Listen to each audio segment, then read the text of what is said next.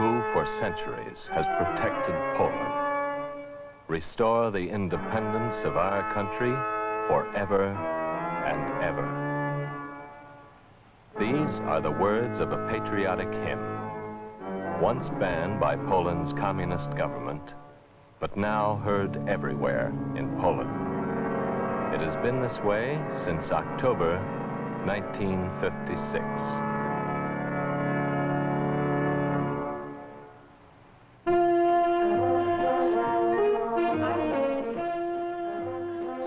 Since October 2, American-style jazz is background music for Polish-style jokes.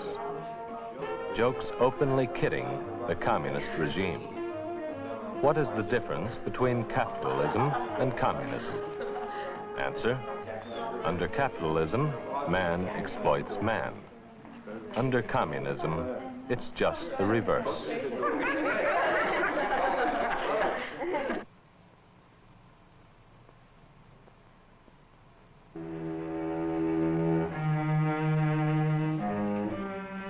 October 1956 could not, it is true, wipe out wartime memories of inconceivable Nazi brutality.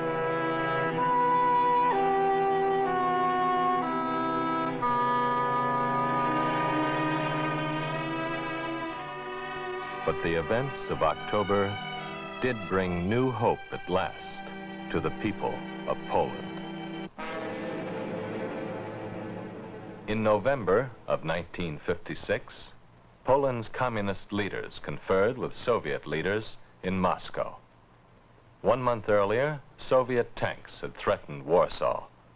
Gomulka, the new Polish leader, told the Russians to go home. Khrushchev, the Soviet leader, backed down. Gomulka and Poland had won a decisive battle, the Battle of October 1956. To understand the meaning of October, we must go back more than 20 years to September 1st, 1939.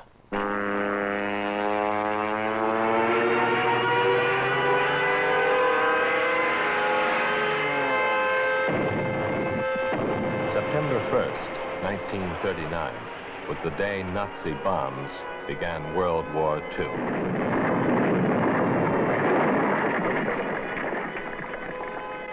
Within a week, Hitler's armies had bitten deep into Poland.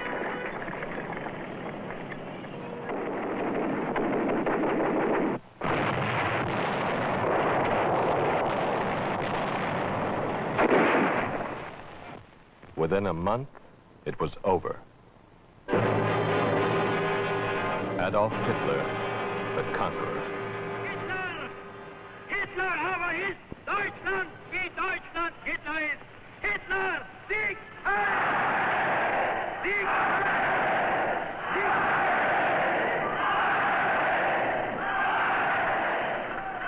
It was a new kind of war which had engulfed Poland. The Blitzkrieg, lightning warfare. Fast-moving German tanks had crushed Polish resistance. And then it was the turn of the Soviet Union. Units of the Red Army crossed Poland's eastern frontier, rolled westward, and the next day joined the Nazis at Brest-Litovsk. A salute, a handshake, and a nod.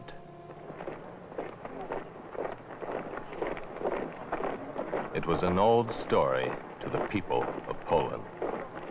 Conquest, subjugation, enslavement.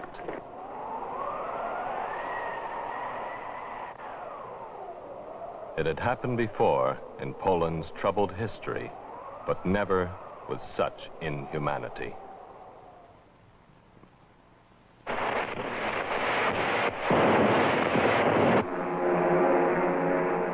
But now the tides of history had turned, and the two nations which had divided Poland were themselves at war. By the summer of '44, Soviet troops were sweeping the Germans back all along the Eastern Front, and the Red Army was flooding into Poland to the gates of Warsaw itself.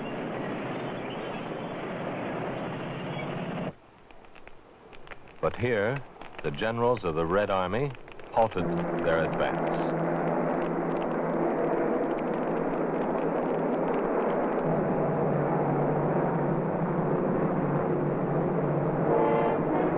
During the long years of occupation, the AK, the Polish Home Army, had fought the Nazis.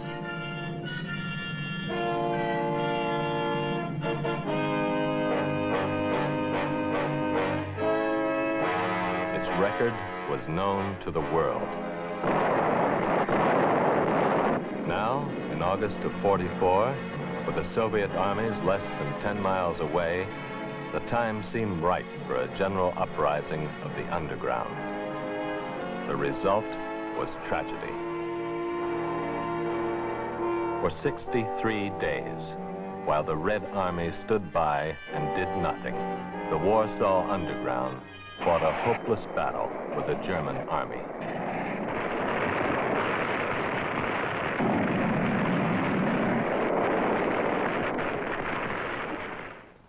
German occupation, Soviet liberation. To the people of Warsaw, there seemed little to choose from.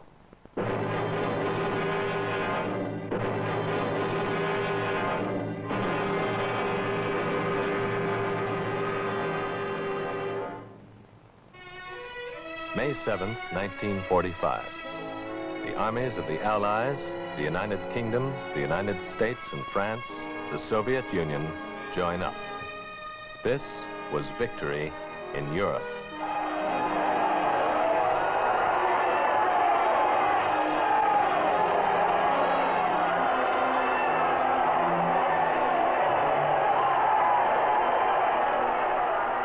But now, the complex and subtle problems of the peace.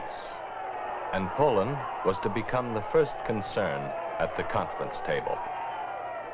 At Yalta, before the war's end, the Big Three, the United States, Russia, and England, discussed Poland's future.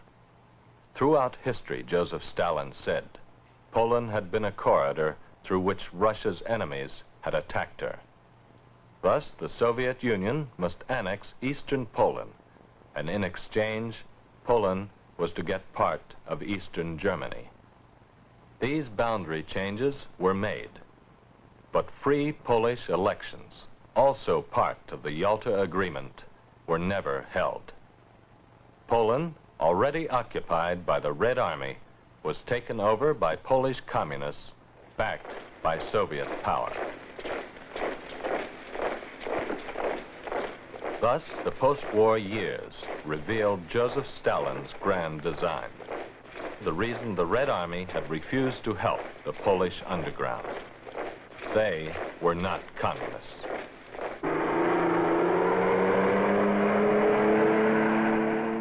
But Poland was not alone. In the words of Winston Churchill, wartime leader of England, from Stettin in the Baltic to Trieste in the Adriatic, an iron curtain has descended across the continent. Behind that line lie the ancient states of Central and Eastern Europe, and all are subject, in one form or another, to control from Moscow. Thus emerged a period of suspicion, abuse, recrimination, the Cold War.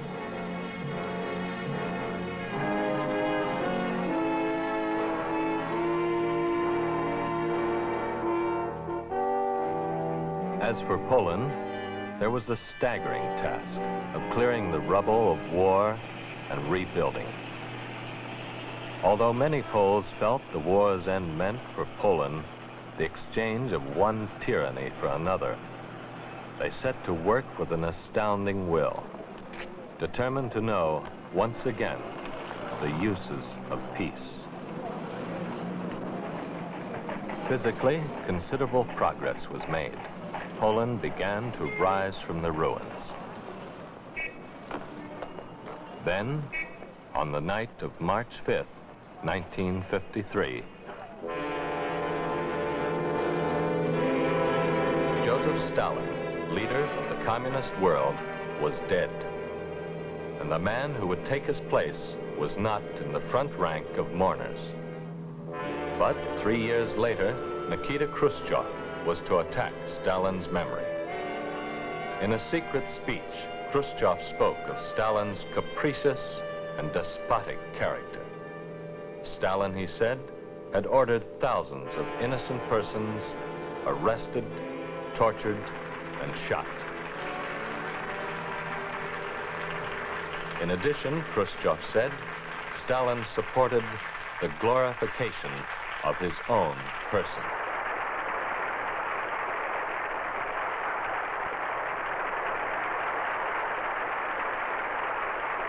Stalin's death and Khrushchev's bitter condemnation of his policies were to have a profound effect throughout Eastern Europe.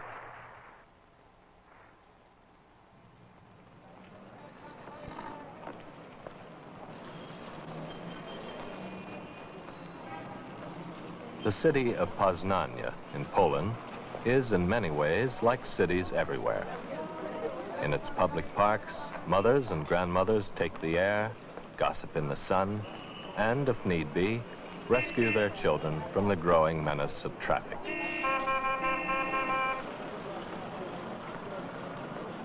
Yet it was here in Poznania, a city of some 350,000 people, that an event occurred which shook the communist world to its foundations. It began at Zispo, a locomotive factory named, ironically enough, after Joseph Stalin. On June 29, 1956, 15,000 Zispo workers marched through the quiet streets. But what started as a strike for higher wages became a riot and threatened to develop into a revolution. The armed rioters were finally stopped. But the uprising revealed the bitter unrest, discontent, and poverty of the Polish people under communism. Only 12 young men were brought to trial for firing on members of the UB, the secret police. Most of them were acquitted. It was a popular decision. For between the Poznania riots in June and the trial in December, a lot had happened. In a word, October. Poland, led by Władysław Gomułka, a communist, had defied Khrushchev and the Soviet army. 5 years earlier, Gomułka had been imprisoned by Joseph Stalin for telling the Polish people what he now told them once again. Poland's independence must be respected.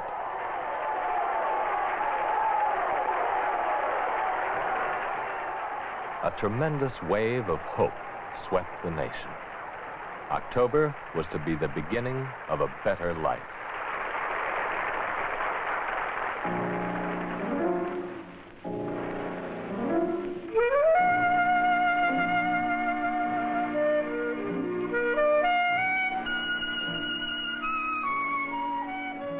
The theater of Warsaw, once the vehicle for grim propaganda plays, now blossomed out with political satires and with imports from France and America.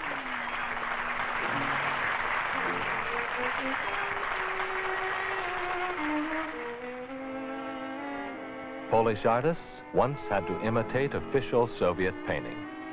After October, they too asserted their independence.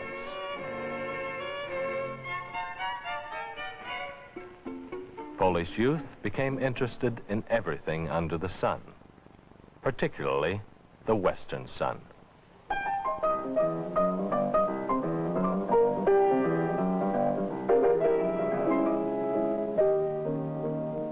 October had been, in part, a revolt of the intellectuals, musicians, poets, scientists. Students, it is said, had been armed and ready to fight Soviet tanks. After October, they and their teachers felt intense pride once again in being Polish. But mostly, perhaps, October was an attitude. This was Poland again. We can talk, laugh, grumble, Poles said. We can even crack jokes about the communist regime. And, if they were so inclined, Poles could open up small stores and shops. Privately owned business, in other words, was to be permitted. On a larger scale, there were changes on Poland's farms. During the 5 years of Gomulka's imprisonment, many Polish farmers and their families had been forced to pool their land, labor, and resources into huge collective farms. After October, more than 8,000 collectives were disbanded overnight. Along with the return of farms to private ownership came the free markets. Farm families, no longer forced to sell in government-owned stores, could now sell in the open market. This, then, was Poland after October. With Gomulka leading, anything seemed possible, except for one important thing.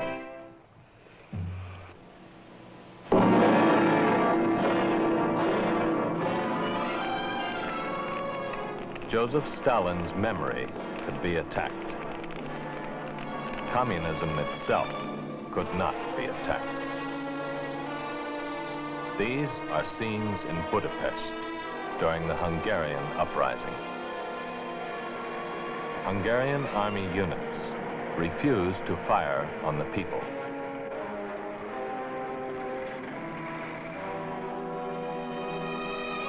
Barricades were erected in the streets. But then came the Soviet tanks.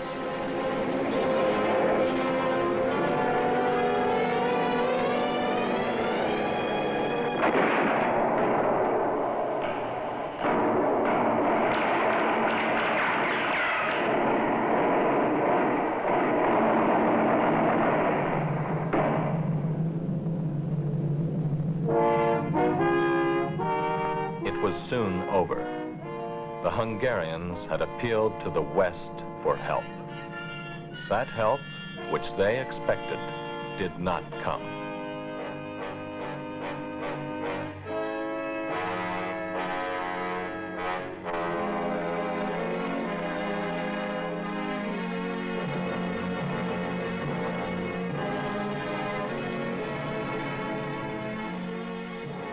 Refugees poured across the borders. In all, more than 186,000.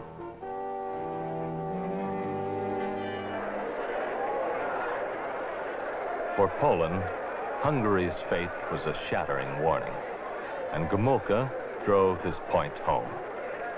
The Soviet Union could not be pushed too far. Poles could not depend on the West. They must recognize necessity. And necessity for the great mass of Polish people meant one inescapable fact. Poland's economic life is not in Polish hands. Many Poles work in mills and factories planned and built with Soviet aid. The Soviet Union is Poland's biggest customer for steel and coal, her major exports.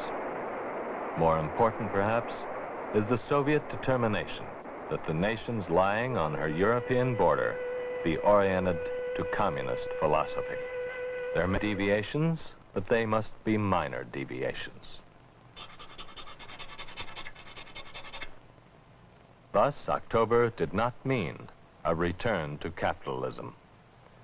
Private enterprise is allowed as a temporary measure, but taxes are high and government regulations restrictive.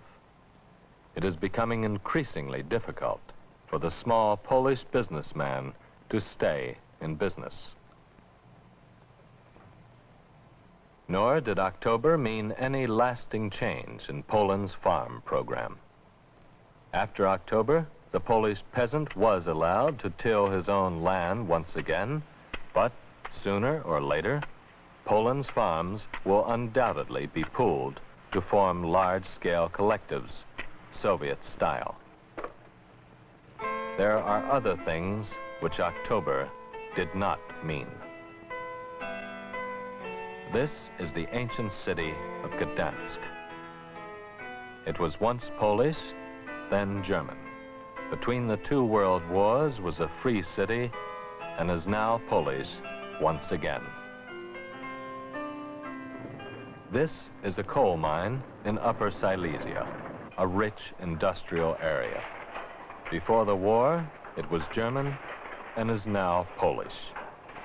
And here are some of the 3.5 million Germans who, at the end of the war, were expelled from this region. Hitler aber ist Deutschland, wie Deutschland Hitler ist. Hitler, Sieg Heil! Sieg Heil! The problems of Silesia are complex. Poles insist that justice is on their side. And moreover, they have the military backing of Soviet troops garrisoned in Poland.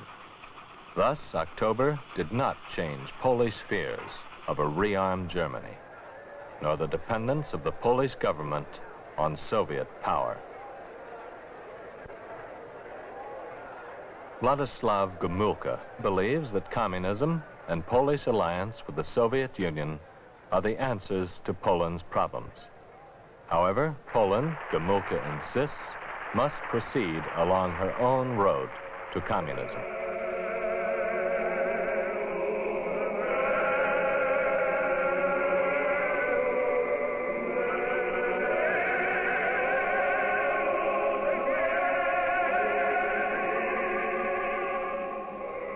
Poland's road to communism implies, Gomułka says, complete religious freedom. One of his first acts after October was the release from prison of Stefan Cardinal Wyszynski. Wyszynski, like Gomułka, had been imprisoned by Poland's Stalinists. Now they are the nation's two most powerful men: the Catholic who cannot believe in communism, and the communist who cannot believe in God.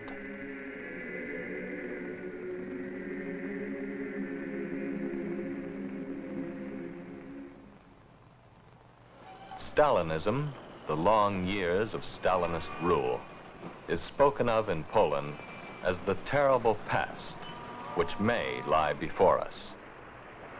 By this, Poles mean that their future is uncertain. After October, the communist economic planners made efforts to improve Poland's production of consumer goods. Later developments, however, indicate plans once again to concentrate on the buildup of heavy industries. In much of Poland, war damage is still oppressive.